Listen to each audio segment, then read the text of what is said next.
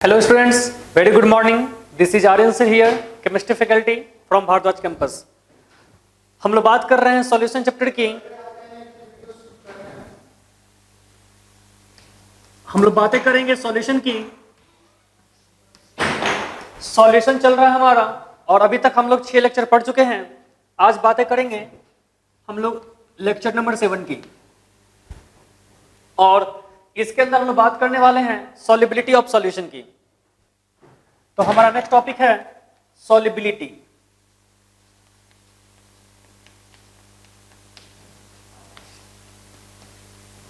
हम लोग बातें करेंगे सर सॉल्युबिलिटी की। अब तक हम लोगों ने पढ़ा क्या क्या है, थोड़ा हम लोग इस बात पर डिस्कशन कर लेते हैं। इंट्रोडक्शन ऑफ सॉल्यूशन टॉपिक 1 था हमारा। टॉपिक 2 में हम लोगों ने पढ़ा कंसंट्रेशन टर्म्स। टॉपिक 3 में हम लोगों ने पढ़ा था वॉल्यूम स्ट्रेंथ ऑफ H2O2 और आज चलेगा topic number 4 solubility. Solubility of solution की। तो क्या होता है सॉल्युबिलिटी और इससे रिलेटेड न्यूमेरिकल्स प्रॉब्लम यानी कि हम लोग पढ़ने वाले हैं। सॉल्युबिलिटी के अंदर हमारा मेन फोकस रहेगा हेनरी लॉ पे बेस्ड ऑन क्वेश्चंस पे। इनको कैसे बनाते हैं थोड़ा हम लोग ये फोकस करने वाले हैं, ठीक है। तो बच्चा लोग हम लोग समझते हैं कि सॉल्युबिलिटी क्या होता है। सॉल्युबिलिटी वर्ड का चर्चा हम लोग पहले भी कर चुके हैं। क्या होता है सॉल्युबिलिटी, थोड़ा बताएं हमें। सॉल्युबिलिटी का मतलब क्या। देखिए सर, सबसे पहली बात तो हम लोग कुछ बेसिक वर्ड को समझते हैं। हमारे पास था सॉल्यूशन। सॉल्यूशन में क्या क्या मौजूद था सर, सॉल्यूट और सॉल्वेंट। जब आप सॉल्वेंट में सॉल्यूट को डालेंगे तो क्या बनेगा, हमारा सॉल्यूशन बनेगा। सॉल्वेंट की अमाउंट को आप क्या कीजिए, फिक्स कीजिए। इसके अमाउंट को फिक्स कर दीजिए। एक कोई स्पेसिफाइड अमाउंट लेते हैं, आप इसके अमाउंट को क्या कीजिए सर, फिक्स कर दीजिए। जनरली इसकी अमाउंट लिया जाता है 100 ग्राम। तब आप सॉल्यूट को इसमें डिसॉल्व कराना स्टार्ट कीजिए। तो बच्चा लोग थोड़ा बात को समझिएगा। हमने एक गिलास पानी लिया, उसमें पानी का जो वेट है हमने लिया 100 ग्राम के आसपास। अब उस 100 ग्राम में हम लोग शुगर को डिसॉल्व कराना स्टार्ट करते हैं। सबसे पहले हम लोग ने थोड़ा थोड़ा करके शुगर को डिसॉल्व करवाया। तो यहां पर हम लोग के पास में 3 कंडीशन मिलती है। नंबर पहला, 100 ग्राम वाटर जो लिए हैं ग्लास में, आपने उसमें 1 चम्मच चीनी डाला, पहला कंडीशन। उसको डिसॉल्व करवा दिए। डिसॉल्व कराने के बाद उसमें थोड़ा सा चीनी और डालते हैं तो देखते क्या है कि उसमें चीनी और डिसॉल्व हो रहा है। तो हमारे पास जो अभी सॉल्यूशन मिला हुआ है, जिसमें कि हम लोग, मैं यहां पे बातें करना चाहूंगा थोड़ा मतलब समझिएगा। हमने सॉल्वेंट के अमाउंट 100 ग्राम ले लिया, फिक्स कर दिया। और यहां पर देखते क्या है,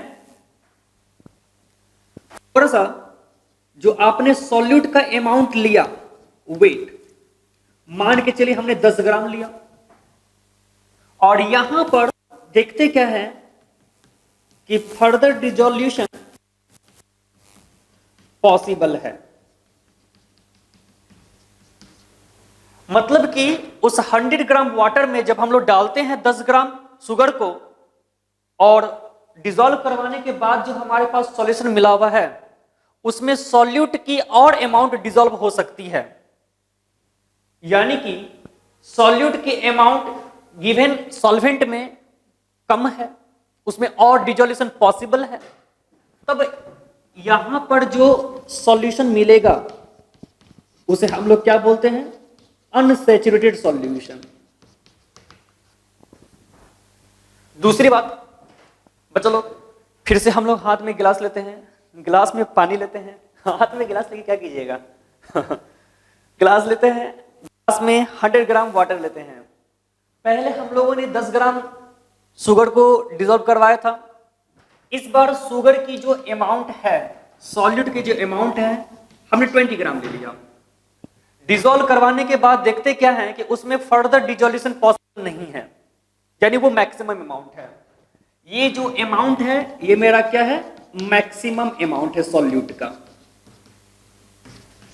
यहां पर नो फर्दर डिसोल्यूशन,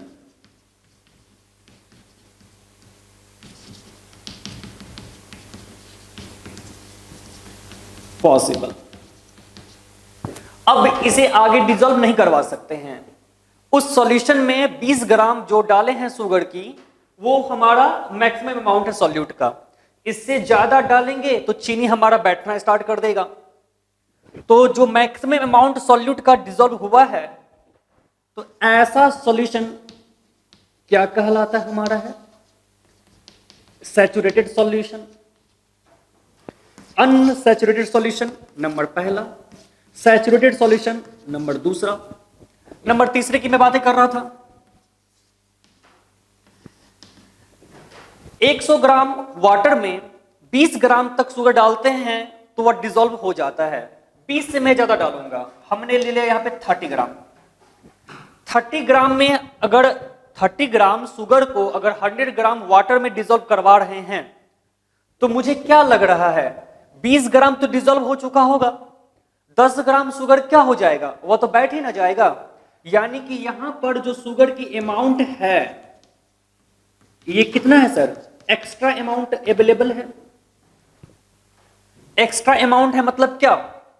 वहां पर पीपीटी बना रहा होगा वो, तो हम लोग लिख सकते हैं सर, यहां पर प्रिसिपिटेट हो चुका होगा सर। तब ये जो सॉल्यूशन मुझे प्रोवाइड करेगा, इसे हम लोग क्या बोलेंगे? Super saturated solution. नंबर तीसरा, यहां पे समझाने के लिए मैं आपको थोड़ा सा एक एग्जांपल लेता हूं। मान के चलिए हमारे पास एक बच्चे हैं, वो बच्चा गया, मेरा बच्चा नहीं, कोई स्टूडेंट, वो गया खाना खाने के लिए कोई होटल। बेचारा गया होटल खाने के लिए, उसे भूख लगी थी, उसकी भूख 4 रोटी की थी। उसकी भूख कितने की थी? 4 रोटी की। हमारी बायोलॉजी थोड़ी कमजोर रही है, इसलिए फिगर फोकस मत कीजिएगा। इसकी जो भूख है कितने की है? 4 रोटी की है। अब यहां पर 3, एक बार इसे नंबर ऑफ रोटी कितना मिला? 3। तो बेचारा क्या रह जाएगा? भूखा रह जाएगा, वह अनसेटिस्फाइड रह जाएगा। अनसेटिस्फाइड रहा मतलब क्या? अनसैचुरेटेड रहा हमारा। एक बार इसे कितनी रोटी खाने के लिए मिला? 4 रोटी मिला। बेचारा 4 रोटी खा के मस्त रहा होगा सर, सेटिस्फाई हो चुका होगा, तब इसे हम लोग क्या कहेंगे? सैचुरेटेड। बेचारे की भूख थी 4 रोटी की, इसे मिल कितना गया? नंबर ऑफ रोटी 5।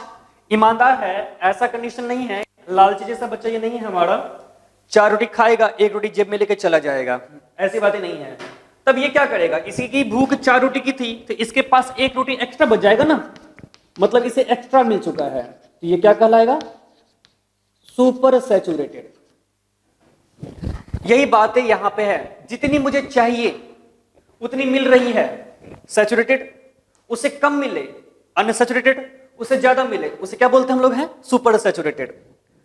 100 ग्राम पानी में मैं मान रहा हूं कि 20 ग्राम शुगर अच्छे ढंग से डिसॉल्व हो जाता है, मैक्सिमम अमाउंट है सॉल्यूट का, तब वो कौन सा सॉल्यूशन बनाएगा? सैचुरेटेड। 20 ग्राम से कम डिसॉल्व करवाएंगे, 18 ग्राम, 19 ग्राम, 17 ग्राम, 5 ग्राम, 2 ग्राम, अब 0 ग्राम नहीं, कुछ ना कुछ तो डिसॉल्व करवाइएगा ना। सॉल्वेंट में जब तक सॉल्यूट नहीं मिलाएंगे तो सॉल्यूशन कैसे मिलेगा? तो आप इसमें कुछ ना कुछ सॉल्यूट मिलाइए, लेकिन 20 ग्राम से कम हो तो वो कौन सा सॉल्यूशन मुझे प्रोवाइड करेगा? अनसैचुरेटेड सॉल्यूशन की बात करेंगे तब हम। और 20 ग्राम से ज्यादा है तो वो कौन सा सॉल्यूशन मुझे देगा? Super saturated solution. सॉल्युबिलिटी को समझने के लिए हम लोग को सैचुरेटेड सॉल्यूशन को समझना जरूरी होता है, इससे आप लोग नोट कर लें।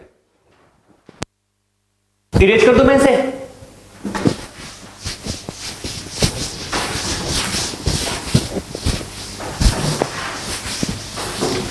बच्चा लोग, हम लोग समझना चाहते हैं, अब हम सॉल्युबिलिटी की बात करेंगे।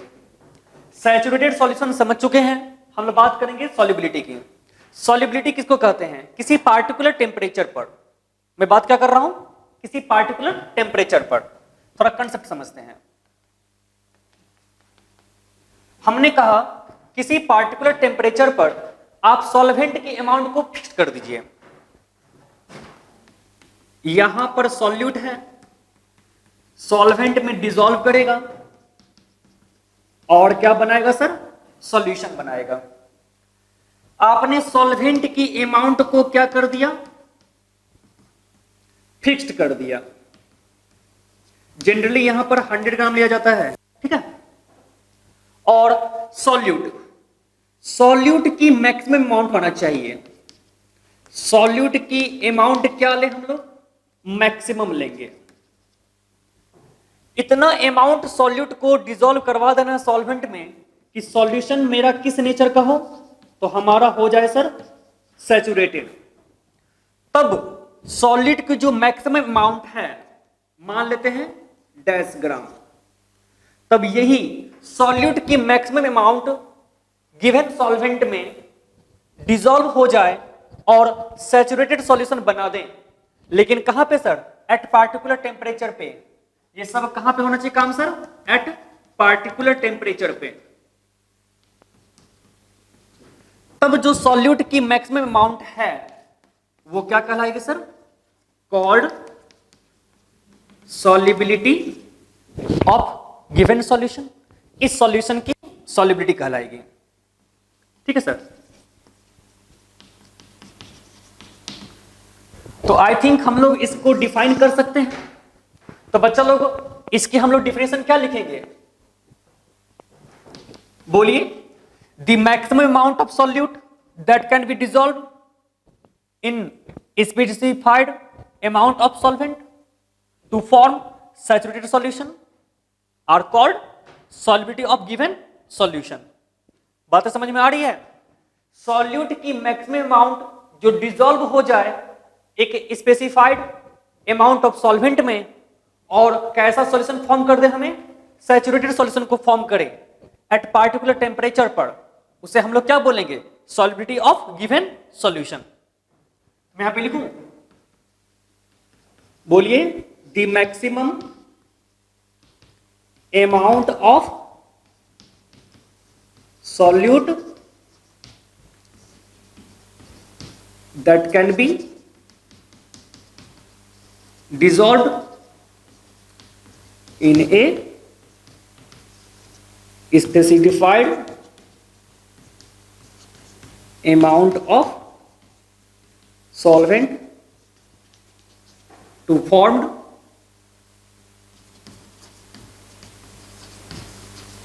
saturated solution at particular temperature are called solubility। किसका सॉल्युबिलिटी कहलाएगा सर? Of given solution. चलिए इसे नोट कर ले आप लोग। इरेज कर दूं मैं इधर इरेज कर रहा हूं। तो आप एक बात को समझिएगा, यहां पर 2 केस पॉसिबल है।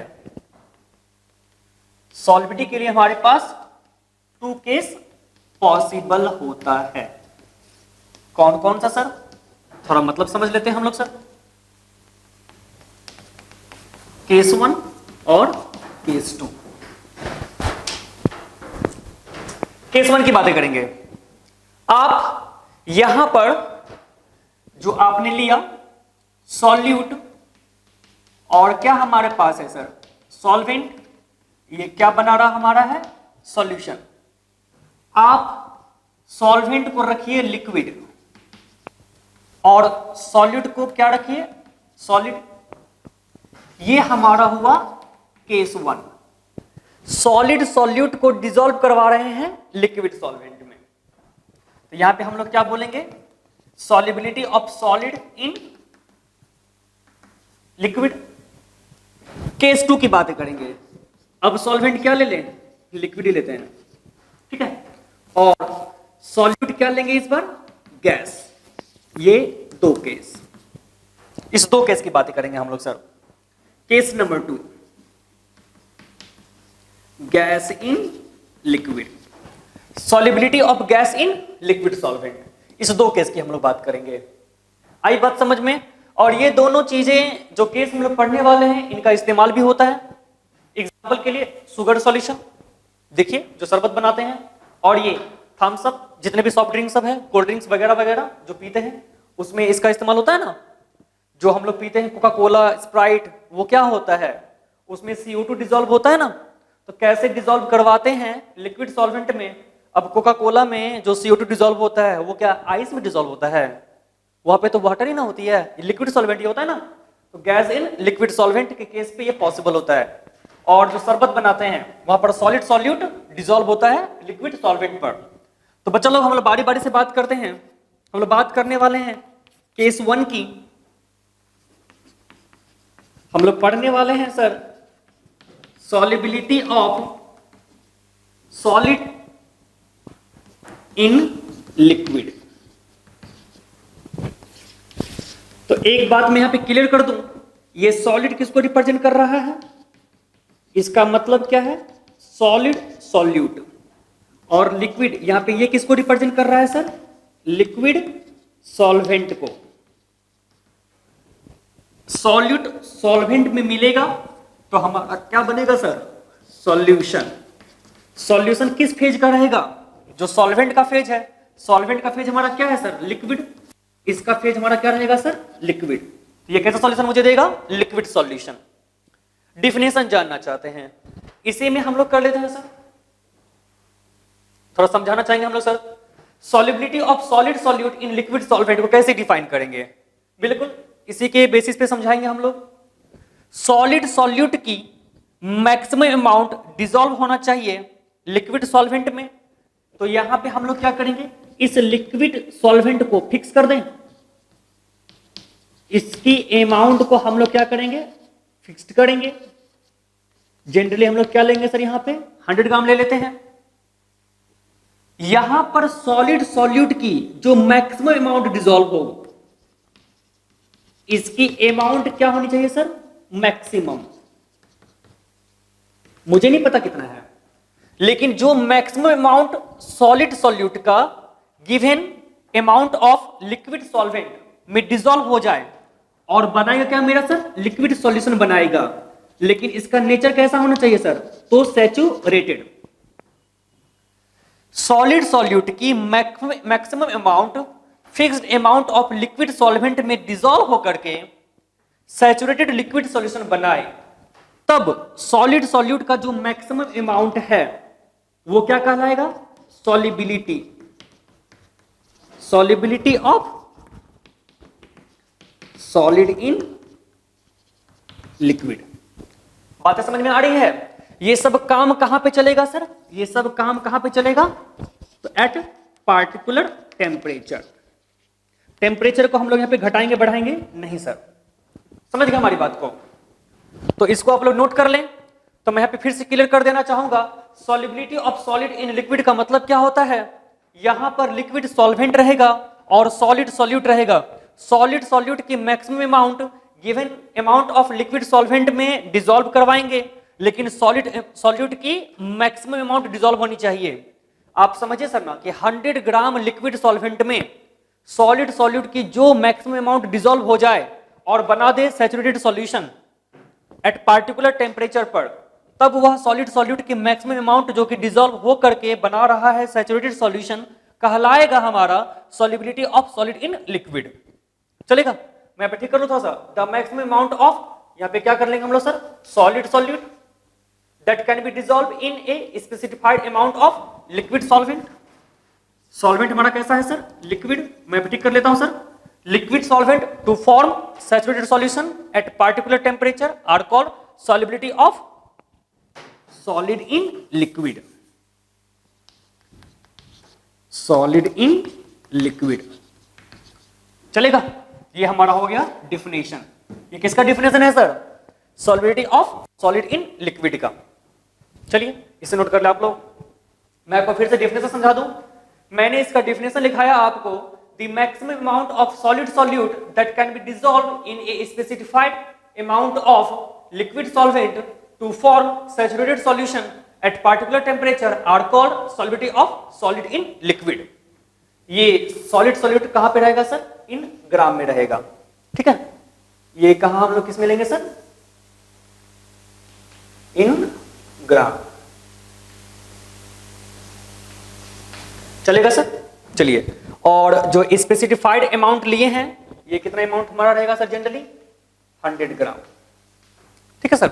चलिए इसे नोट कर ले आप लोग,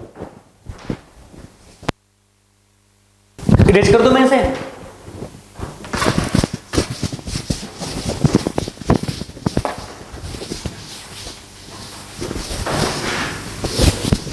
ये थोड़ा ज्यादा गंदा हो गया, ऐसा नहीं लग रहा आपको?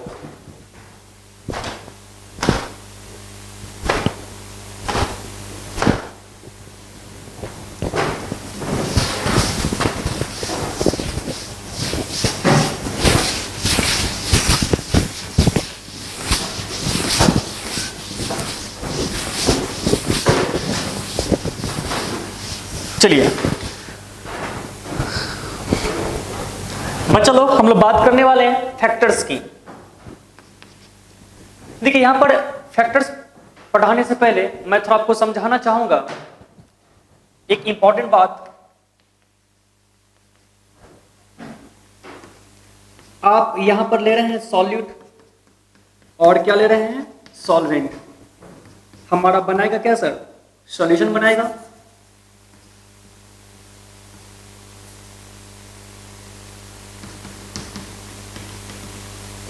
देखिए बात को समझिएगा सर, हमारा सॉल्यूट क्या है?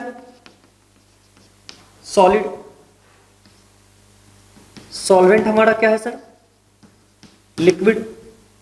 सॉल्यूट को सॉल्वेंट में डिसॉल्व करवा रहे हैं, क्या बनेगा मेरा सर? सॉल्यूशन बनेगा। यहां पर एक बात को यहां पे क्लियर करना चाहेंगे हम लोग।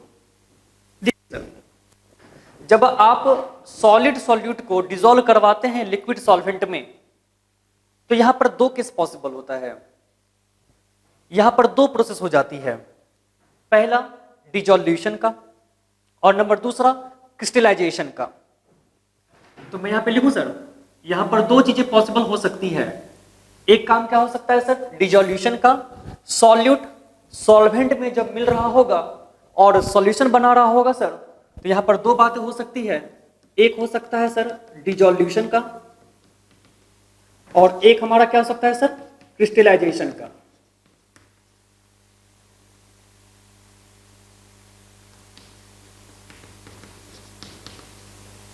Solubility of solid in liquid, हम लोग किसकी बात कर रहे हैं सर? केस 1 की। Solubility of solid in liquid की मैं बात कर रहा हूं। यहां पर rate of dissolution equal to होता है रेट ऑफ क्रिस्टलाइजेशन। इस बात को आप लोग याद रखेंगे, ये हमारा ट्रिक है, ठीक है सर। चलिए हम लोग आगे बात करते हैं। फैक्टर्स affecting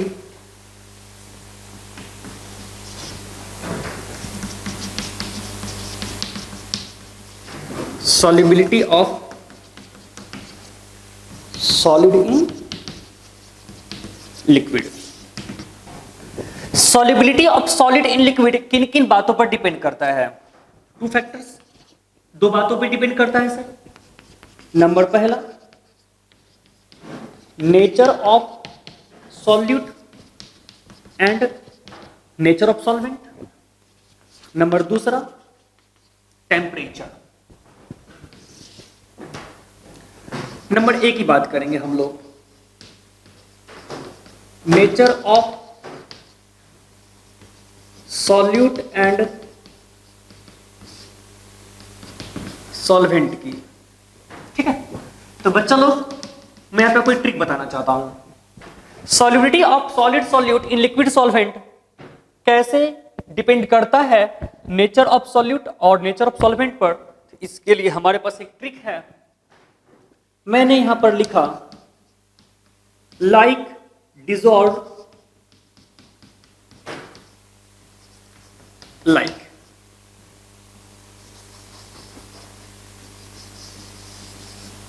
ये थोड़ा इंपॉर्टेंट है। मैंने कहा लाइक डिजॉल्व लाइक, इसका मतलब क्या है? देखिए, हमारे पास जो सब्सटेंस है इन्हें हम लोग दो भाग में डिवाइड कर देते हैं। हमने यहां पर सब्सटेंस लिया, इसे मैंने दो भाग में डिवाइड कर दिया। एक मैंने सब्सटेंस लिया पोलर सब्सटेंस, और एक मैंने क्या लिया सर? Non polar substance. अब पोलर सब्सटेंस क्या होता है, नॉन पोलर सब्सटेंस क्या होता है, ये सब मैं पढ़ा चुका हूं, ये सब मैं अभी नहीं बताऊंगा सर। ये सब्सटेंस क्या, तो सॉल्यूट मैंने लिया, पोलर सब्सटेंस कहिए या पोलर सॉल्यूट कहिए, ठीक है। पोलर सब्सटेंस डिसॉल्व होगा पोलर सब्सटेंस में। मैं यहां पे सब्सटेंस को हटाकर कर दूं सॉल्यूट, चलेगा? पोलर सॉल्यूट, और मैं यहां पे क्या ले लेता हूं sir? Non polar solute. Polar solute dissolve in polar solvent, ये फेवर करता है। नॉन पोलर सॉल्यूट किसको फेवर करता है sir?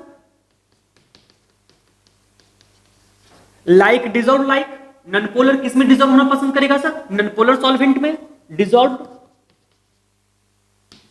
In non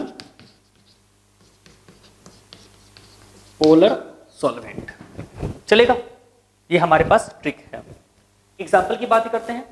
polar dissolve होगा पोलर में, नॉन पोलर डिसॉल्व होगा नॉन पोलर में।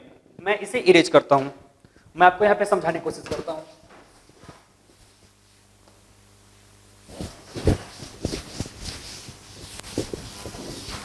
ये थोड़ा आज की तारीख में ज्यादा गंदा हो गया है।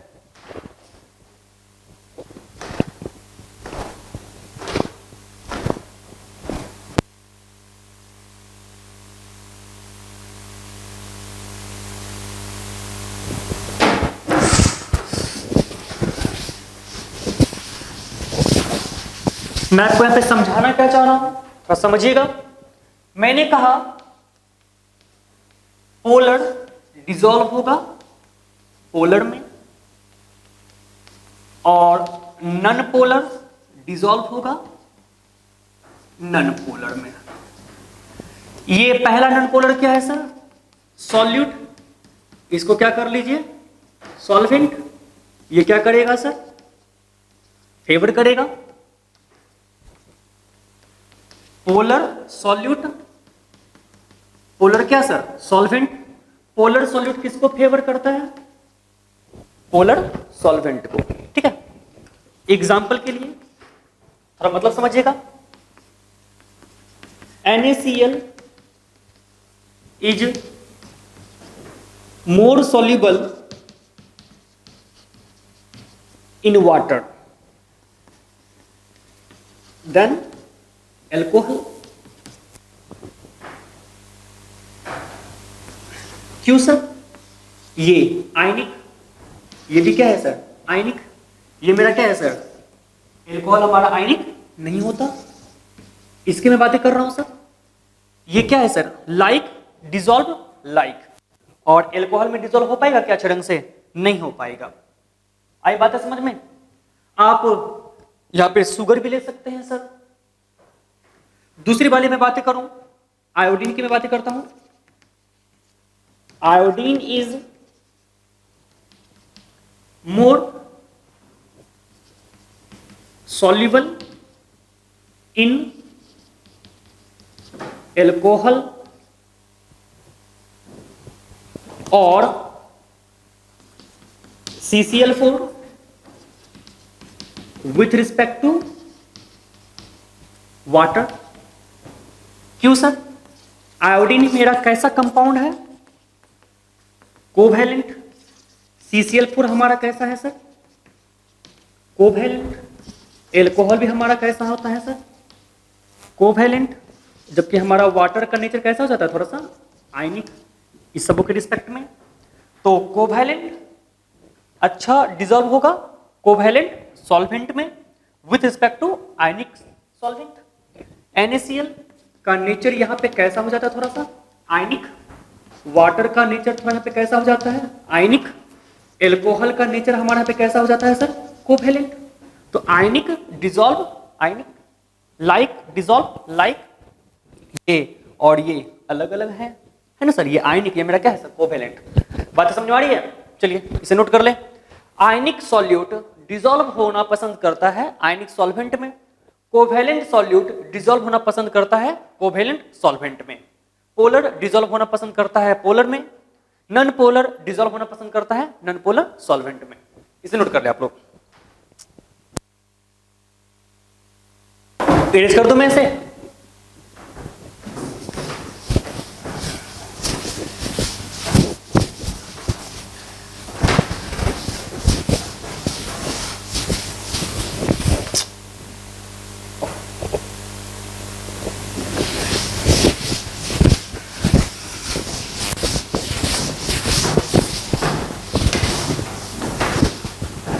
बच्चा लोग हम लोग थोड़ा आगे बात करते हैं थोड़ा सा।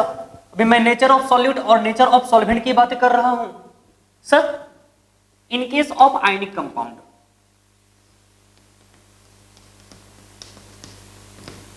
आप आयनिक सॉल्यूट ले लीजिए,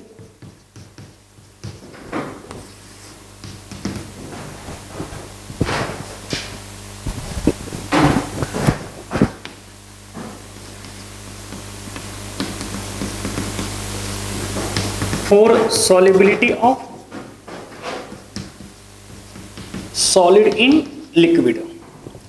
तो हम लोग पढ़े हुए हैं सर, जब मैं पढ़ा रहा था आपको केमिकल बॉन्डिंग, हाइड्रेशन एनर्जी की वैल्यू लैटिस एनर्जी से क्या होना चाहिए सर, ज्यादा होना चाहिए, तब सॉलिबिलिटी क्या होती है सर, ज्यादा होती है। हाइड्रेशन एनर्जी की वैल्यू लैटिस एनर्जी से ज्यादा होगी तो सॉलिबिलिटी क्या होगी सर, ज्यादा होगी। अब हाइड्रेशन एनर्जी क्या होता है, लैटिस एनर्जी क्या होता है, हम लोग जानते हैं ना, अब कॉस्टली जानते हैं sir.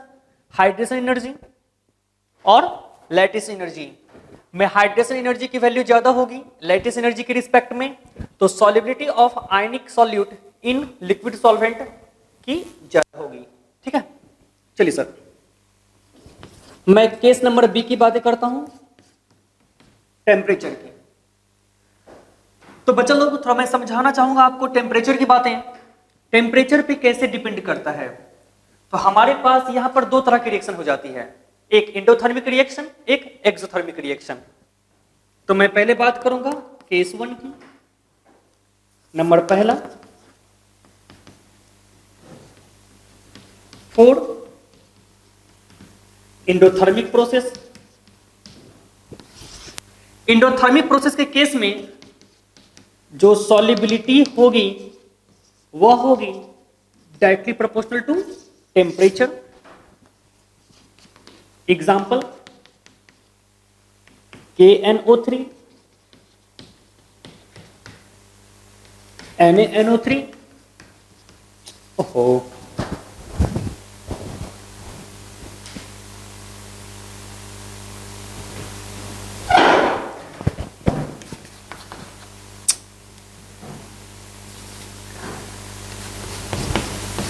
NaCl, KCl, ETC। Number B, मैं दूसरा बात कर रहा हूं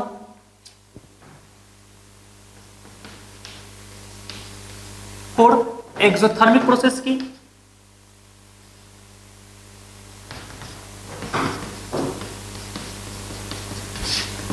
एक्सोथर्मिक प्रोसेस की मैं बात करूं तब जो सॉलिबिलिटी होगी, मैं किसकी सॉलिबिलिटी की बात कर रहा हूं, सॉलिड इन लिक्विड की। सॉलिबिलिटी इनवर्सली प्रोपोर्शनल टू क्या हो जाएगा सर, टेम्परेचर। यहां पर टेम्परेचर बढ़ाएंगे तो सॉलिबिलिटी क्या हो जाएगा सर, घट जाएगा। यानी कि टेम्परेचर को आप इंक्रीज करवाएंगे तो सॉलिबिलिटी क्या हो जाएगा सर, घट जाएगा। यहां पर अगर आप टेम्परेचर को इंक्रीज करवाएंगे तो सॉलिबिलिटी भी क्या करेगी सर, इंक्रीज कर जाएगी। इसके एग्जाम्पल की मैं बात करूं, ये सब क्या है सर, सॉल्यूट है, ठीक है, Na2CO3, और थोड़ा सा बातें कर ले हम लोग सर, H2S की, Ce2SO4 होल 3 की, ETC। ये सब जो सॉल्यूट हैं इनकी सॉल्युबिलिटी टेम्परेचर के इनवर्सली प्रोपोर्शनल होता है। ये सब सॉलिड सॉल्यूट है ना, चलिए इसे नोट कर ले आप लोग। अगर मैं इसे ग्राफ से समझाना चाहूं तो चलिए यहां पे मैं ग्राफ समझाऊं आपको थोड़ा,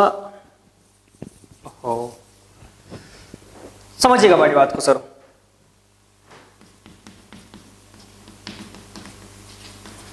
सॉल्युबिलिटी ऑफ, आप एक ले लीजिए KNO3 एंड मैं किसकी बात कर रहा हूं, Ce2SO4 का होल 3, ठीक है। मैं इसे ग्राफ से समझाना चाहता हूं, मैं इसे थोड़ा इरेज करूं, इसे थोड़ा मैं इरेज करूं, नोट करो ना जल्दी यार, इसे मैं थोड़ा इरेज करता हूं।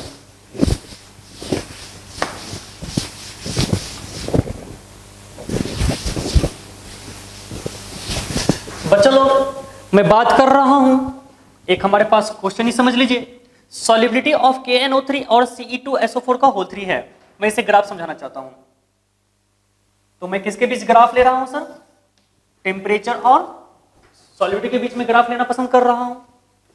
आप यहां पर टेम्परेचर ले लीजिए, यहां पे क्या ले लीजिए आप सर, सॉल्युबिलिटी ले लीजिए। KNO3 ये कैसा प्रोसेस में हमारा आएगा, KNO3 Ce2SO4 का होल 3, ये एक्सोथर्मिक है, टेम्परेचर क्या होगा सर, इनवर्सली प्रोपोर्शनल। ये क्या होगा सर, इसका जो टेम्परेचर इनवर्सली प्रोपोर्शनल क्या होगा सर, सॉल्युबिलिटी। मैं सॉल्युबिलिटी को किससे रिप्रेजेंट करूं, S से, तो यहां पे क्या होगा, S inversely proportional to temperature, Ce2SO4 के होल 3 के रिस्पेक्ट में। KNO3 की सॉल्युबिलिटी डायरेक्टली प्रोपोर्शनल टू क्या होगा सर, टेम्परेचर, यानी कि टेम्परेचर बढ़ाते जाएंगे तो सॉल्युबिलिटी मेरा क्या होगा सर, बढ़ता जाएगा। थोड़ा मैं इधर ही टेम्परेचर कर दूं और इधर मैं क्या कर दूं सर, सॉल्युबिलिटी, तो KNO3 क्या होगा सर, बढ़ता जाएगा। KNO3 क्यों, क्योंकि यहां पे सॉल्युबिलिटी डायरेक्टली प्रोपोर्शनल क्या है सर, टेम्परेचर, और ये मेरा क्या है सर, Ce2SO4 का होल 3, टेम्परेचर के बढ़ाने से इसकी सॉल्युबिलिटी क्या होगी सर, बढ़ जाएगी ना, तो यहां पे क्या होगा sir, inversely proportional to temperature, ठीक है। चलिए थोड़ा मैं प्रेशर की बातें करता हूं, देखते हैं प्रेशर पर डिपेंड करता है कि नहीं करता है, नहीं करता है तो क्यों नहीं करता है तो कैसे करता है। प्रेशर कोई इफेक्ट नहीं करता है, does not affect.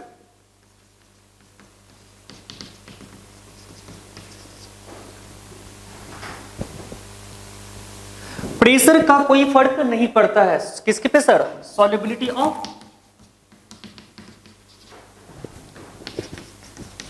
Solubility of solid in liquid. ऐसा क्यों होता है सर, ऐसा क्यों होता है, इसका रीजन क्या है। प्रेशर कहां पे काम कर सकता है, क्या प्रेशर सॉलिड सॉलिड पे काम करेगा, नहीं काम करेगा।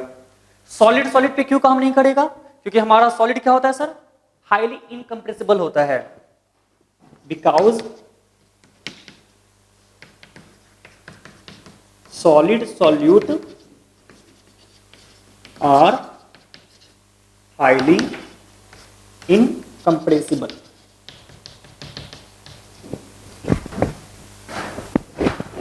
हमारा जो सॉलिड सॉल्यूट है उसकी सॉल्युबिलिटी पर प्रेशर का कोई फर्क नहीं पड़ने वाला। इसका मेन रीजन क्या है, क्योंकि हम लोग जानते हैं सॉलिड सॉल्यूट को डिसॉल्व करवाएंगे लिक्विड सॉल्वेंट पर, तो सॉलिड सॉल्यूट पर प्रेशर का कोई फर्क नहीं पड़ने वाला, क्योंकि प्रेशर फर्क किस पे पड़वाता है, गैस पे, हार्डली लिक्विड पर।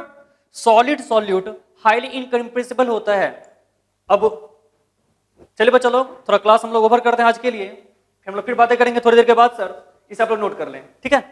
तो सॉलिड सॉल्यूट पर प्रेशर का कोई फर्क नहीं पड़ता, यानी कि solubility of solid in liquid solvent पर प्रेशर का कोई फर्क नहीं आएगा। इसका रीजन क्या है सर? क्योंकि सॉलिड सॉल्यूट हाईली क्या होता है सर? इनकम्प्रेसिबल होता है। बात करते हैं थोड़ी देर में, आप लोग इसको नोट कर लें। बच्चा लोग हम बात करने आप वाले अब हैं केस 2 की, solubility of gas in liquid. तो solubility of gas in liquid में होता क्या है, यहां पर मैंने समझाया है।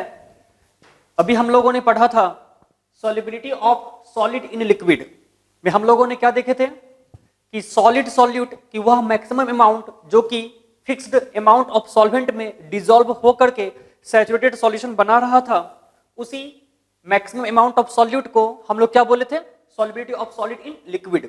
उसी तरीके से हम लोग यहाँ पे बात करेंगे, उसमें भी हम लोगों ने टेम्परेचर को कांस्टेंट रखा था, यहां पर भी हम लोग क्या करेंगे?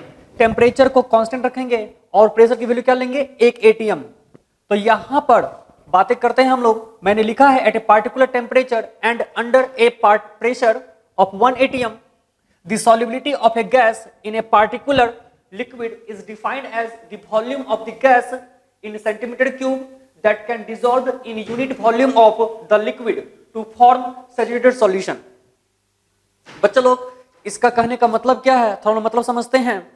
हम लोग ये समझना चाहते हैं कि थोड़ा सा इधर ध्यान दीजिएगा, यह मतलब समझिएगा। सॉल्यूट सॉल्वेंट में डिसॉल्व होगा और क्या बनाएगा सर? सॉल्यूशन। हमारा सॉल्यूट क्या है? गैस, और सॉल्वेंट क्या हमारा है? लिक्विड। आप इसका वॉल्यूम कितना कर दीजिए? यूनिट कर दीजिए, 1 लीटर कर दीजिए, कांस्टेंट कर दीजिए आप। तब यहां पर गैस की जो मैक्सिमम अमाउंट जो कि सॉल्वेंट में डिसॉल्व हो सके, और सॉल्यूशन कैसा बनाए? हमारा सैचुरेटेड सॉल्यूशन बनाए हमारा। गैस की मैक्सिमम अमाउंट, गैस की जो अमाउंट होगी वह हमारा किस में होगा? तो गैस की जो अमाउंट लेंगे वह हमारा मिलीलीटर में होना चाहिए, मतलब क्या? सेंटीमीटर क्यूब में होना चाहिए। तो यही बात यहां पे लिखा हुआ है। यहां पे मैं समझाना चाहा क्या? Solubility of gas in liquid कहने का मतलब यहां पे सिंपल सा वर्ड में समझा जा सके तो समझाते हैं हम सर। सॉल्वेंट हमारा लिक्विड फेज में है, सॉल्यूट हमारा क्या है? गैस। ये जो गैस है ये किसको रिप्रेजेंट कर रहा है? ये गैस हमारा रिप्रेजेंट कर रहा है सॉल्यूट को। सॉल्यूट को डिसॉल्व किस में करवाएंगे सर? सॉल्वेंट में। सॉल्वेंट हमारा किस फेज में है? तो लिक्विड फेज में है। तो सर गैस की, यानी कि सॉल्यूट जो हमारा गैस है उसकी मैक्सिमम अमाउंट सेंटीमीटर क्यूब में, सॉल्वेंट को हमने क्या किया? फिक्स कर दिया। यूनिट वॉल्यूम सॉल्वेंट में जो हमारा maximum amount of gas dissolve होकर के सैचुरेटेड सॉल्यूशन बनाएगा उसी को हम लोग क्या बोलेंगे sir? Solubility of gas in liquid. बातें समझ में आ रही है? अगली बात करें सर, तो solubility of gas in liquid किन किन बातों पे डिपेंड करता है? तो यहां पे मैं 3 बातों पे डिपेंड करता है सर। पहला, नेचर ऑफ गैस जो हमारा सॉल्यूट है, नेचर ऑफ सॉल्यूट और नेचर ऑफ सॉल्वेंट पे डिपेंड करता है। नंबर दूसरी वाली बात टेम्परेचर पे, और नंबर तीसरा प्रेशर पे। तो nature of gas and solvent, यानी कि नेचर ऑफ, यहाँ पे गैस क्या है सर? सॉल्यूट है। नेचर ऑफ सॉल्यूट और सॉल्वेंट के नेचर पे कैसे डिपेंड करता है? तो यहाँ पे मतलब समझ सकते हैं सर। हीलियम, ऑक्सीजन और नाइट्रोजन जो हमारा गैस है वो क्या होता है? लेस सॉल्युबल होता है वाटर में। किसके कंपैरिजन में? CO2, HCl और NH3 के कंपैरिजन में। यानी कहने का मतलब है कि CO2, HCl और NH3 वाटर में अच्छे ढंग से डिसॉल्व हो पाएगा with respect to helium, oxygen और नाइट्रोजन। चलिए इसे नोट कर ले आप लोग, इरेज कर दो इसे मैं।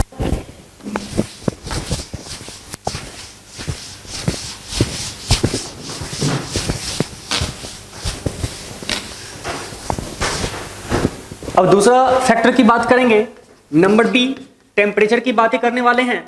तो एक बात याद रखिएगा sir, solubility of gas in liquid में जो सॉलिबिलिटी होती है गैस की वह टेम्परेचर के इनवर्सली प्रोपोर्शनल होता है। ऐसा क्यों होता है? सॉलिबिलिटी कहने का मतलब क्या है सर? लिक्विड सॉल्वेंट में जो गैसेस सॉल्यूट है उसकी मैक्सिमम अमाउंट डिसॉल्व होनी चाहिए। जैसे ही आप हीट करेंगे, जैसे ही आप टेम्परेचर को इंक्रीज करवाएंगे तो गैस जो हमारा है वह गर्म होकर बाहर निकल जाएगा ना।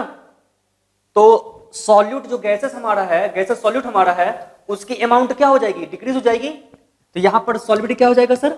डिक्रीज कर जाएगा।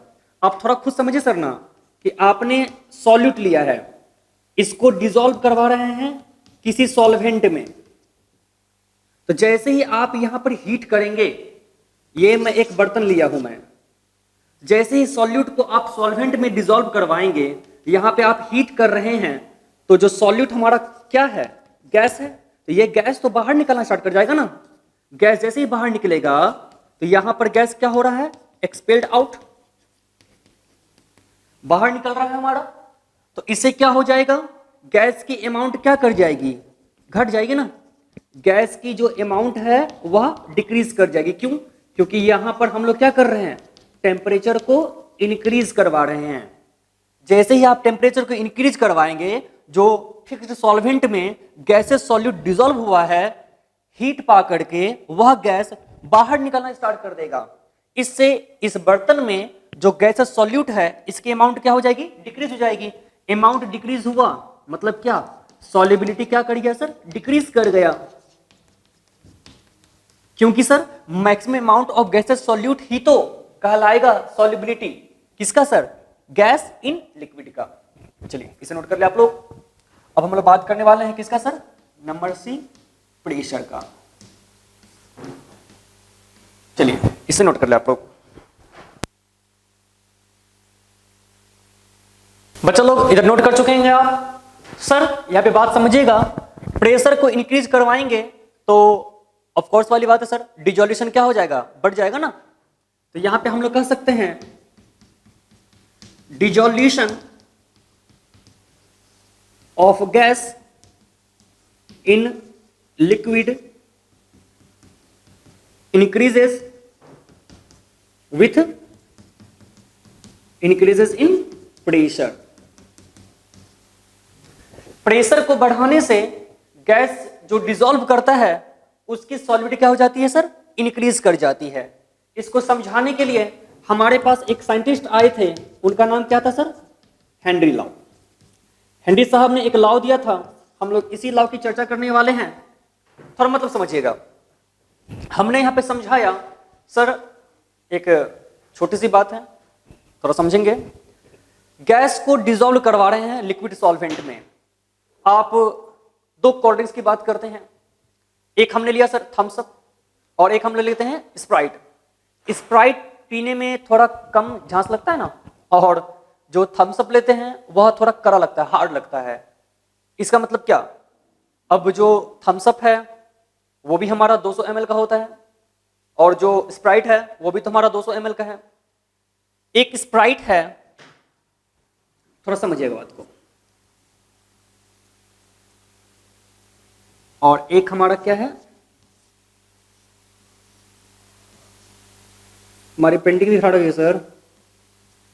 चलिए यहां पर जो वॉल्यूम है हमने क्या लिया, 200 ml का, और ये भी वॉल्यूम क्या हमारा है सर, 200 ml का। एक हमारा स्प्राइट है और एक हमारा क्या है, कोका कोला है। ये थोड़ा हार्ड होता है और ये हल्का पीने में कैसा नजर आता है सर, तो सॉफ्ट नजर आता है। आई बात तुझे समझ में सर। ये हमारा क्या है, लिक्विड सॉल्वेंट। ये भी हमारा क्या है सर, लिक्विड सॉल्वेंट। इसमें जब जानते हैं कि जो कोल्ड ड्रिंक्स बनती है उसमें CO2 को डिसॉल्व करवाया जाता है ना, इसमें क्या डिसॉल्व करवाएंगे, CO2। इसमें क्या डिसॉल्व करवाएंगे, CO2। अब थोड़ा सा मतलब समझिएगा, CO2 की जो अमाउंट होगी कोका कोला में, लिक्विड सॉल्वेंट की अमाउंट हमने क्या लिया है, 200 मिलीलीटर। स्प्राइट की भी जो लिक्विड अमाउंट है वह क्या है, 200 मिलीलीटर। लेकिन यहां पर जो CO2 की अमाउंट होगी, ऑफ कोर्स यहां पर CO2 की अमाउंट क्या होती है, कम with respect to Coca Cola, तब ना पीने में सॉफ्ट लगता है। और इसकी जो अमाउंट है CO2 की, वह थोड़ा क्या होता है, मोर ज्यादा होता है ना, किसके रिस्पेक्ट में, स्प्राइट के रिस्पेक्ट में, तब तो यह पीने में थोड़ा सा हार्ड लगता है। यहां पर जो CO2 है वह किसका काम कर रहा है, सॉल्यूट का। और यहां पर ये जो CO2 है वह किसका काम कर रहा है सर? सॉल्यूट का। फिक्स्ड लिक्विड सॉल्वेंट में, एक लिक्विड सॉल्वेंट में सॉल्यूट की अमाउंट ज्यादा है, एक लिक्विड सॉल्वेंट में सॉल्यूट की अमाउंट कम है, तो यह किसी ना किसी कंसेप्ट पर ही तो काम करता होगा। तो ये किस कंसेप्ट पे काम करता है?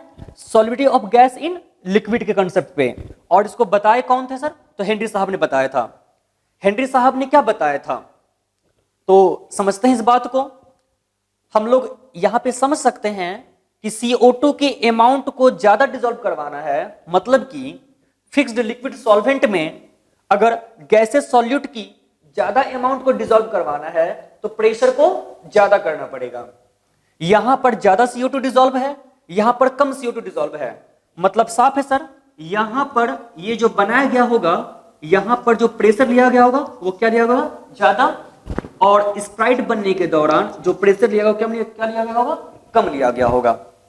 इसीलिए मैंने यहां पे लिखा है dissolution of gas in liquid, dissolution of gas in liquid increases with increases in temperature, increases in pressure. Pressure को इंक्रीज करवाइएगा तो गैसेस सॉल्यूट को आप ज्यादा डिसॉल्व करवा सकते हैं। प्रेशर को कम कर दीजिएगा तो जो गैसेस सॉल्यूट है उसकी अमाउंट को आप कम डिसॉल्व करवा पाइएगा।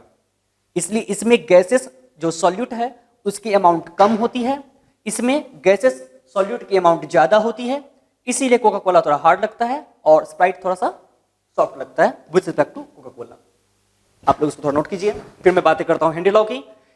हेनरी लॉ हमारा लास्ट टॉपिक है, इसके बाद हमारा सॉल्विटी खत्म हो जाएगा, फिर इस पे बेस्ड ऑन हम लोग कुछ क्वेश्चंस बनाएंगे। आप लोग इसको नोट कीजिए।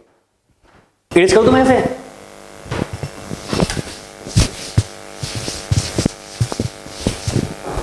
तो बच्चा लोग थोड़ा यहां समझते हैं हेनरी साहब ने क्या कहा था। मैं बातें कर रहा हूं हेनरी लॉ की। यहां पर कुछ चीज को मान लेते हैं। लेट अमाउंट ऑफ गैस, ये गैस हमारा क्या है? सॉल्यूट है। इसको मैंने क्या बोला? M। गैस को डिसॉल्व करवा रहे हैं लिक्विड सॉल्वेंट में, इसकी प्रेशर लेंगे हम लोग। तो हम लोगों ने pressure of gas in liquid को क्या माना सर? P। चलेगा। और मोल फ्रैक्शन ऑफ गैस किसमें? इन लिक्विड में। हमने क्या माना? ये गैस हमारा किसका काम करेगा सर? सॉल्यूट का। सॉल्यूट के लिए हम लोग क्या मानते हैं अभी तक? XB। तो यहां पर जो XB होगा वो XB की वैल्यू क्या हो जाएगी sir? Of course mole of B by Na plus NB। ये जो NB है वो किसको रिप्रेजेंट कर रहा है? मोल्स ऑफ गैसेस सॉल्यूट का। और यहां पर जो Na है वो किसको रिप्रेजेंट कर रहा है? मोल्स ऑफ लिक्विड सॉल्वेंट का। यहां पर ये क्या है सर? सॉल्वेंट है। चलेगा। इधर मैं इरेज करूं।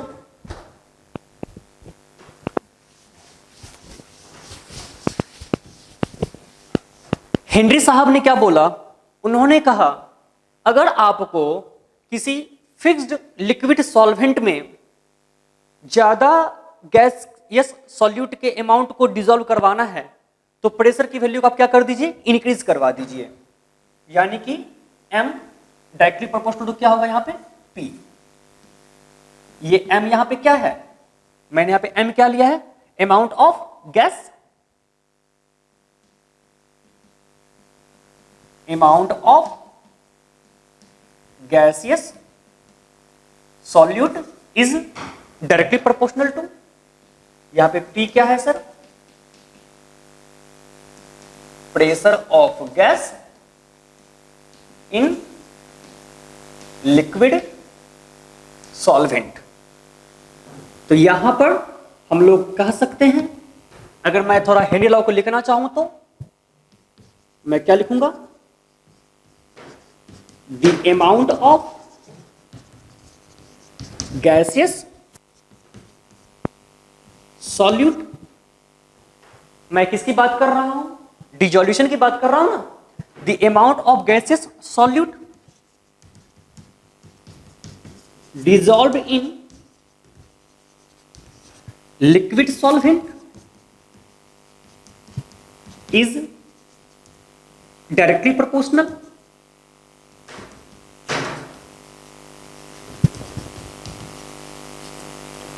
to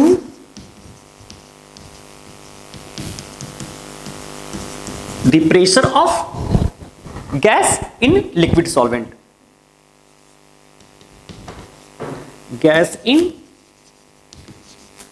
लिक्विड सॉल्वेंट चलेगा। चलिए इसको नोट कीजिए आप लोग, इधर इरेज करूंगा मैं, इसे आप जल्दी नोट करें। चलिए बच्चा लोग इरेज कर दूं मैं।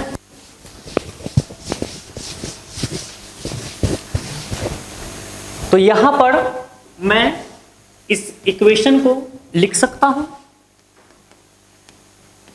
From equation first m equal to, मुझे कोई यहां पे कांस्टेंट देना पड़ेगा इनटू p। यहां पे p क्या है मेरा सर? Pressure of gas. इस कांस्टेंट को हम लोग बोलते हैं हेनरी साहब के नाम पे, called Henry constant and denoted by kh। चलेगा? तो यहां पर हम लिख सकते हैं sir m is equal to kh into p। ये हमारा क्या हो गया? Equation number 2। यहां पर m क्या है? m मेरा यहां पे क्या है sir? Mass of gaseous solute. यहां पे kh मेरा क्या है सर? Henry constant. p मेरा क्या है sir? Pressure of gas in liquid. चलेगा? Pressure of gas in liquid. Sir ये गैस का प्रेशर है, चलिए ये आप लोग नोट कर चुके हैं।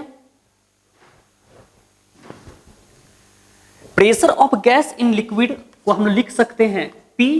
गैस हमारा सॉल्यूट है, इसके लिए आप लोग किसे रिप्रेजेंट करेंगे? PB। याद रखिएगा सर ये पार्शियल प्रेशर है, टोटल प्रेशर का वैल्यू मत ले लीजिएगा, ठीक है? इधर मैं इरेज कर रहा हूं।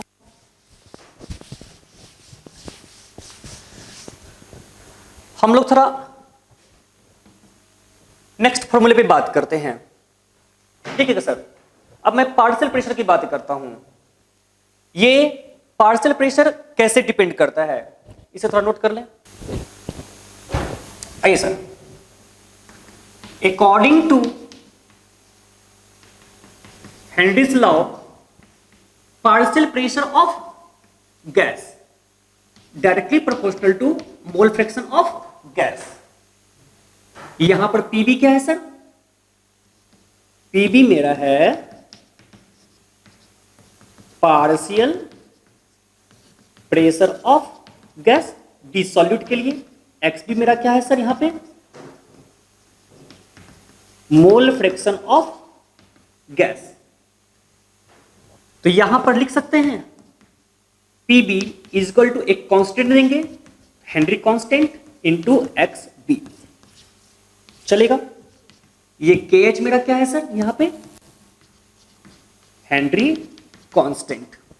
अब ये हेनरी कांस्टेंट किन किन बातों पे डिपेंड करता है ये हम लोग समझना चाहेंगे। ये हमारा क्या हो गया? Equation number 3। देखिए मतलब समझिएगा। अब मेन बात है सर हम पीबी कैसे निकालें। ये KH तो हम लोग समझ रहे हैं हेनरी कांस्टेंट, ये क्वेश्चन हमें दिया रहेगा। मोल फ्रैक्शन तो हम लोग कैलकुलेट कर लेंगे ना। XB कैसे निकालेंगे? NB by Na plus NB। XB कैसे निकालेंगे sir? NB by Na plus NB के टर्म में।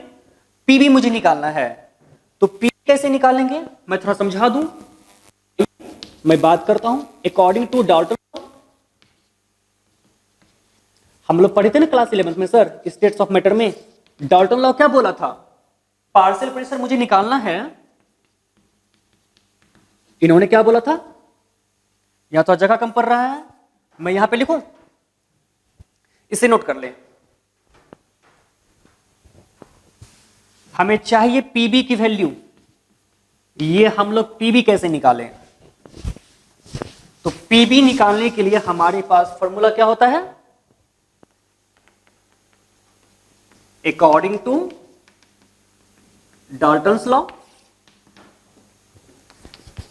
इन्होंने क्या बोला था?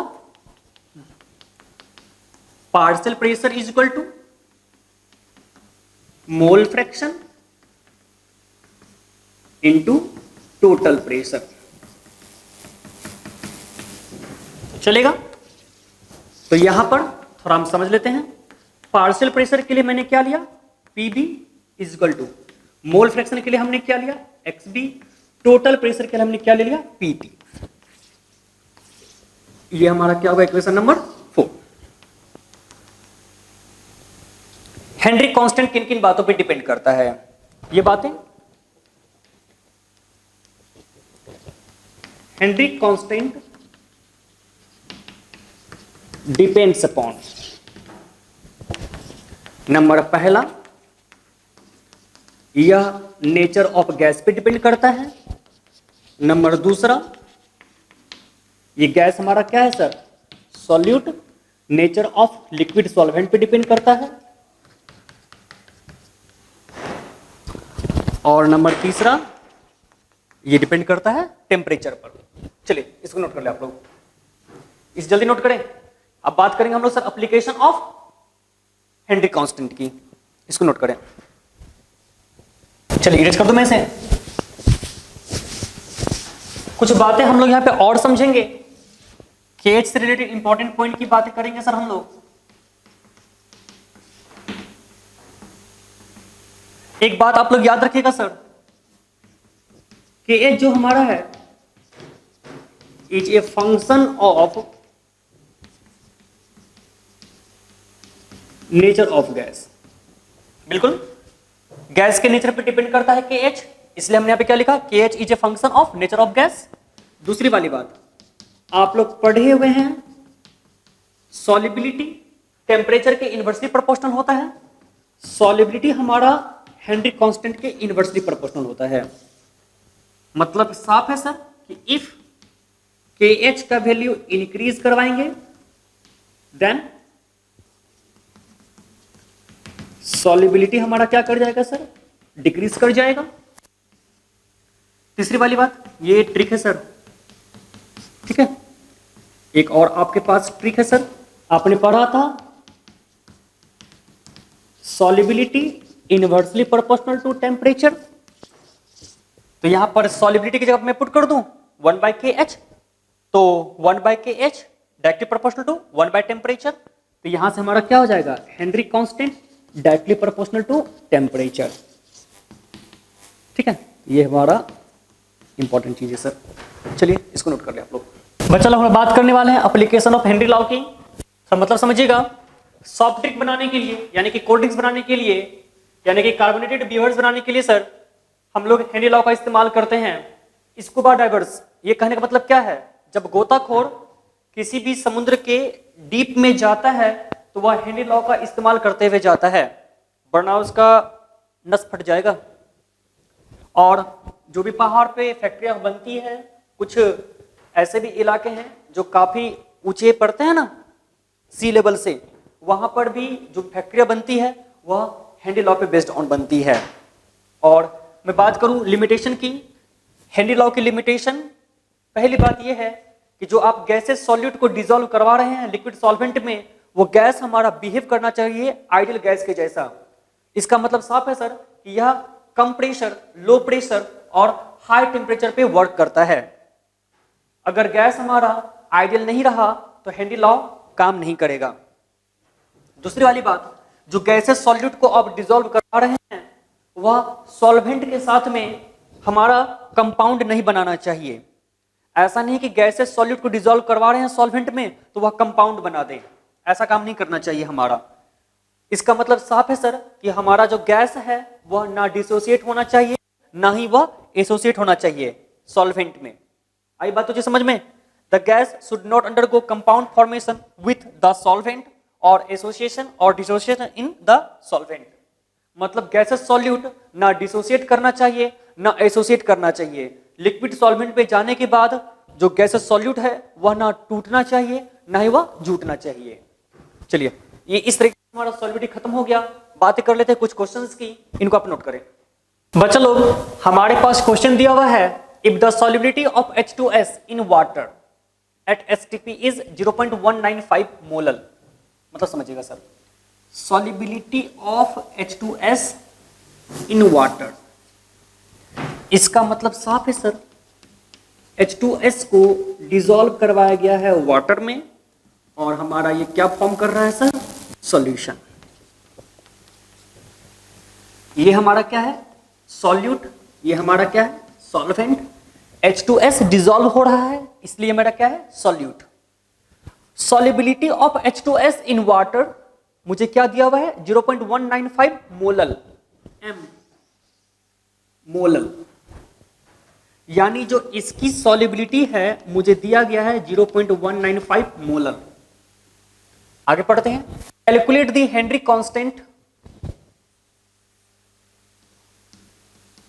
मुझे हेनरी कांस्टेंट की वैल्यू चाहिए। मुझे क्या बोलने के लिए, निकालने के लिए बोला जा रहा है, मुझे बोला जा रहा है कि H क्या होगा आप मुझे बताएं। देखिए सर, और मुझे क्या दिया हुआ है, given pressure of H2S at STP 0.987 bar. एक बात याद रख लीजिएगा सर अच्छे ढंग से, हेनरी कांस्टेंट की वैल्यू प्रेशर के बराबर होती है। हेनरी जो कांस्टेंट का जो यूनिट है, यहां आप लोग थोड़ा बच्चा लोग नोट करके लिख लें। आप लोग थोड़ा देर पहले देखे थे कि partial pressure of gas is equal to Henry constant into mole fraction. इसका तो कोई यूनिट नहीं होता, इसका जो यूनिट होगा वही इसका यूनिट होगा। तो ये हमारा क्या है, ये हमारा सर क्या होता है, ये हमारा यूनिटलेस है। तो हेनरी कांस्टेंट की जो यूनिट होगी वह किसके इक्वल होगी सर, प्रेशर का। समझ गए हमारी बात को, बार बोल सकते हैं या पास्कल बोल सकते हैं सर। हेनरी कांस्टेंट की जो यूनिट होगी प्रेशर के बराबर होगी सर, या नहीं तो पास्कल बोलिए। जनरली तौर पे हम लोग यहां पे बार का इस्तेमाल करते हैं, समझ गए। तो सर यहां पे मैं थोड़ी बातें कर लूं। मुझे दिया हुआ है solubility of H2S in water at STP is 0.195 molal.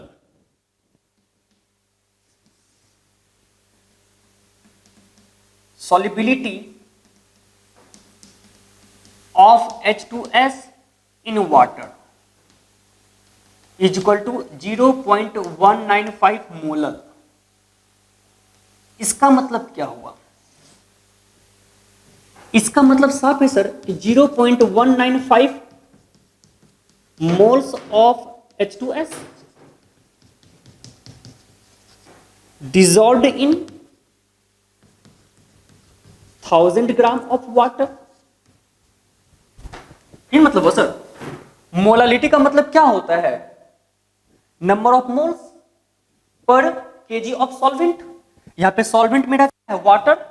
इस तरीके से हम लोग देख सकते हैं वाटर की जो वेट है, ये कितना मुझे मिल गया, 1000 ग्राम। तो यहां से इसका जो हमारा मॉलिक्यूलर वेट होता है वो कितना होता है, 18। तो यहां से हम लोग नंबर ऑफ मोल्स निकाल सकते हैं वाटर का।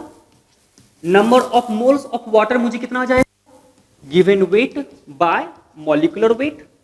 गिवन वेट मेरा कितना है सर, 1000 डिवाइडेड 18, यह आएगा तकरीबन 55.55 के आसपास चलेगा। और 0.195 मोल्स ऑफ H2S, ये तो मुझे गिवन है, यानी कि हम लोग कह सकते हैं H2S का जो मोल्स है वो मुझे कितना मिल गया, 0.195। मुझे निकालना है हेनरी कांस्टेंट की वैल्यू, तो हम लोग आते हैं इस फॉर्मूले से, PB, B यहां पे क्या है sir, H2S is equal to Henry constant into mole fraction of D, mole fraction of H2S। तो यहां से मोल फ्रैक्शन ऑफ H2S में निकाल सकते हैं क्या, निकाल लेते हैं हम लोग हैं सर। तो बच्चा लोग मोल फ्रैक्शन ऑफ H2S मेरा क्या आएगा, mole of H2S by mole of H2S plus mole of water. चलिए मोल ऑफ H2S मेरा क्या है बी 0.195, 0.195 बाय 0.195 प्लस 55.55। इसको सॉल्व करें, मुझे बताइए कितना आ रहा है ये।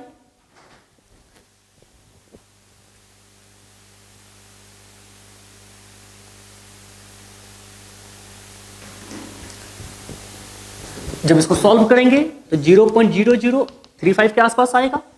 तो यहां से हमारा KH इक्वल टू क्या आ जाएगा, partial pressure of H2S by mole fraction of H2S equal to partial pressure of H2S मुझे कितना मिला हुआ है 0.987 बाय मुझे मोल फ्रैक्शन कितना मिल गया 0.0035।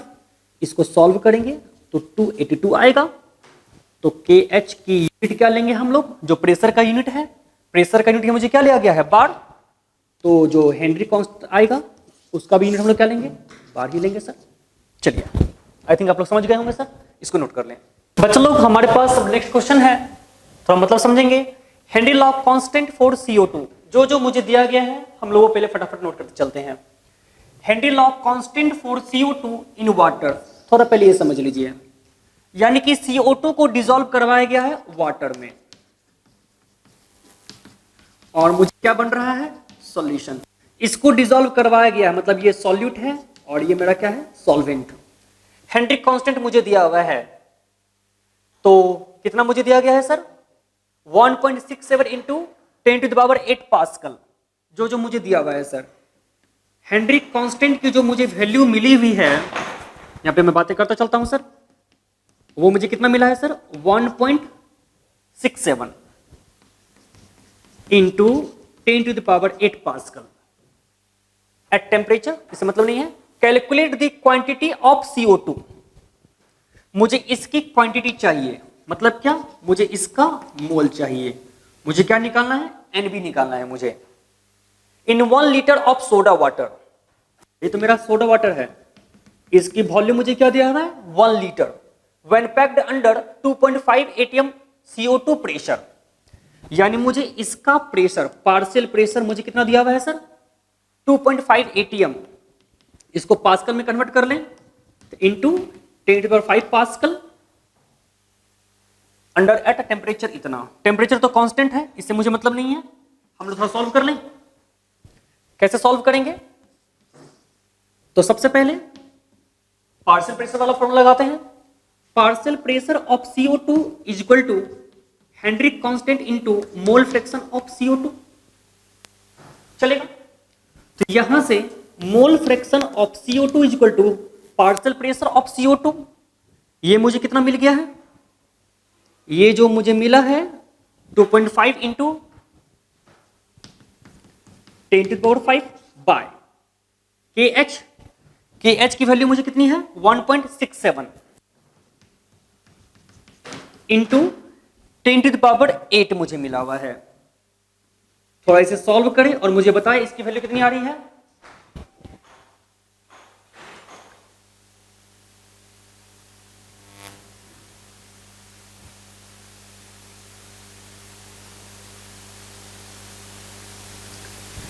जब इसको सॉल्व करेंगे ये हमारा कट जाएगा 1.5 से, तो 1.5 इंटू इसको कटाएंगे तो -3 से कटेगा। ये मुझे मिल गया मोल फ्रैक्शन ऑफ CO2। अब मोल फ्रैक्शन ऑफ CO2 कैसे निकालेंगे, तो mole of CO2 by mole of CO2 plus mole of water is equal to 1.5 into 10⁻³ बच्चा लोग यहां पर CO2 की काफी कम अमाउंट डिसॉल्व है, तो mole of CO2 far less than mole of H2O, तो सो हम लोग लिख सकते हैं मोल ऑफ, मैं इसको यहां लिख रहा हूं, ठीक है, इसे नोट करें आप लोग, पहले इसे नोट कर लें।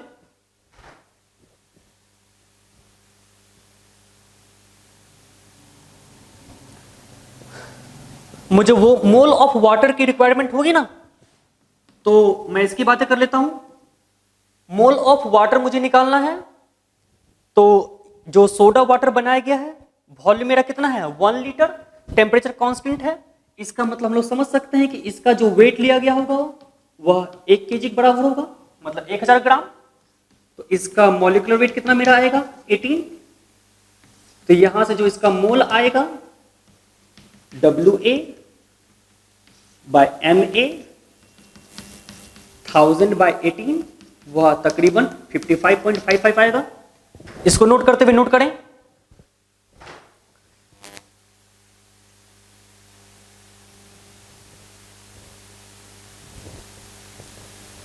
जल्दी इधर मैं रेज करूं।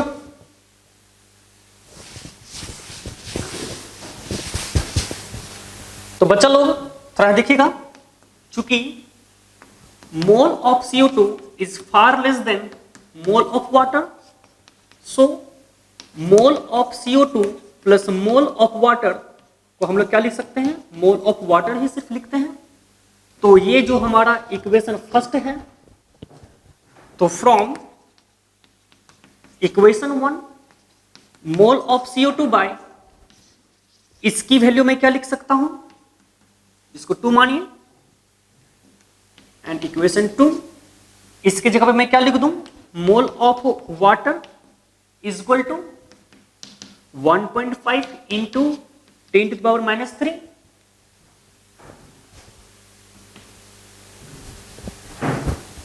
तो यहां से mole of CO2 is equal to mole of water इधर जाएगा, मोल ऑफ वाटर की वैल्यू मुझे कितना मिला हुआ है, मैंने निकाला था 55.55। जब आप इसे सॉल्व करेंगे तो आई थिंक आपकी वैल्यू आएगी 8.3 into 10 power -2 mole of CO2। चलिए बच्चों इसको नोट कर ले आप लोग।